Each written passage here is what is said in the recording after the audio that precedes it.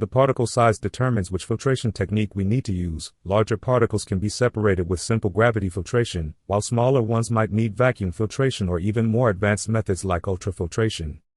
Let me paint you a picture here. Imagine you're sorting your laundry using different sized sieves. Your dad's chunky sweater? That's like those big particles, they'll stay put even with a basic filter.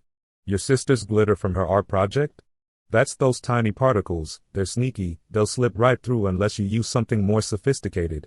It's kind of like playing Tetris, you need the right-sized gaps for the pieces you're dealing with. And here's a fun fact, some industrial filters can catch particles so small, they could filter out bacteria smaller than the width of a human hair. If you're looking for exercises to test your knowledge, there is a link in the description for you. Thanks for sticking around till the end. If you enjoyed the video so far and want to see more content like this, make sure you hit that subscribe button. Thanks for watching.